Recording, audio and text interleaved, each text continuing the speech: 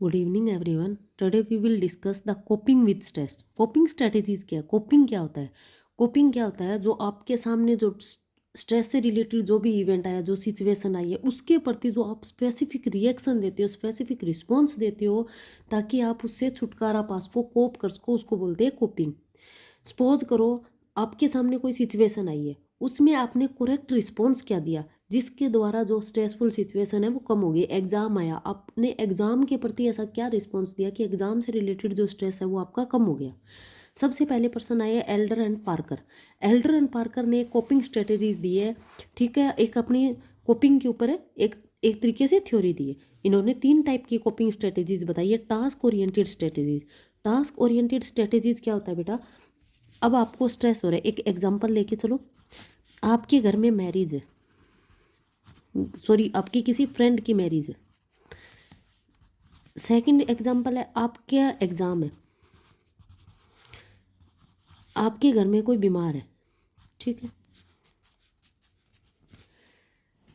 Task oriented में आप क्या करोगे? आप प्रायोरिटी डिसाइड करोगे। आपके लिए जो फ्रेंड की मैरिज है वो ज़्यादा इंपॉर्टेंट है। अब स्ट्रेस हो रहा है, मैरिज में जाऊँ, एग्जाम की तैयारी करूँ, या जो बीमार है उसको लेके हॉस्पिटल जाऊँ। अब आप प्रायोरिटी डिसाइड करोगे। प्रायोरिटी क्या है? अगर मैरिज है, एग्ज़ाम है, या कोई बीमार है, वो है, ठीक है।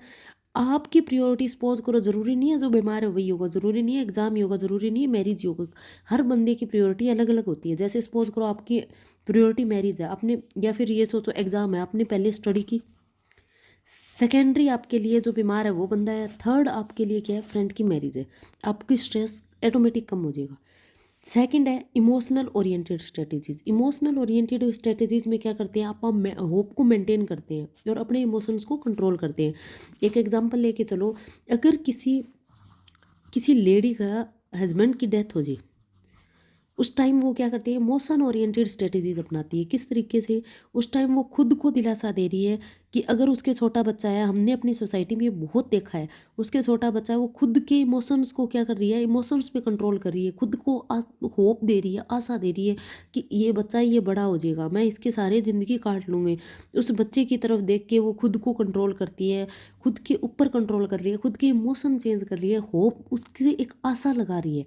नेक्स्ट है अवॉइड ओरिएंटेड। अवॉइड ओरिएंटेड क्या स्ट्रेटेजीज क्या करेगी? जो स्ट्रेसफुल सिचुएशन आ रही है ना, उसको अवॉइड कर देना, मतलब उसके ऊपर वो फोकस ही नहीं करेगा, ठीक है। वो बंदा उस सिचुएशन को ही अवॉइड कर देगा, ठीक है। नेक्स्ट आपकी लेजारस और फोकमैन। लेजारस और फोकमैन ने क्या दिए? इन्होंने 2 टाइप की कोपिंग स्ट्रेटेजीज बताई है, problem focused, emotional focused. Suppose करो कोई भी प्रॉब्लम आपके सामने है, ठीक है। आप ट्रैफिक जाम में फंस गए, एग्जाम्पल लेके चलो, आप ट्रैफिक जाम में फंस गए, ठीक है, लंबा ट्रैफिक जाम है। प्रॉब्लम फोकस्ड क्या बोलती है स्ट्रेटेजी? जैसे आप ट्रैफिक जाम में फंसे हो, आपकी गाड़ी यहाँ फंसी हुई है, ठीक है, आगे पीछे गाड़ियाँ। अब आप क्या देखोगे? आप देखोगे कहीं आगे से कोई शॉर्टकट तो नहीं जा रहा, थोड़ी सी आगे गाड़ियाँ जाएगी तब मैं यहाँ से निकल लूँगा, ठीक है। आप प्रॉब्लम पे फोकस कर रही हो, ओनली प्रॉब्लम पे अटैक कर रही हो, उस पर फोकस कर रही हो। इमोशनल फोकस स्ट्रेटेजीज क्या बोलती है? हम अपने इमोशंस को चेंज करने की कोशिश करते हैं। सेम इसी एग्जांपल में फिट बैठाते हैं। जैसे गाड़ी के अंदर आप फंसी हुई हो, आगे ट्रैफिक है, पीछे ट्रैफिक है, आप प्रॉब्लम फोकस्ड ना अपना के इमोशनल फोकस स्ट्रेटेजीज अपनाते हो, तब क्या करते हो? आप जो ये गाड़ी में बैठे हो ना, यहाँ या तो आप म्यूजिक स्टार्ट कर लोगे, ताकि जो आप इरिटेट हो रही हो, जो आपको गुस्सा आ रहा है, एंगर आ रहा है, वो सारी चीज़ें खत्म हो जाए, आपका ध्यान डाइवर्ट हो जाए। या फिर आप क्या करोगे?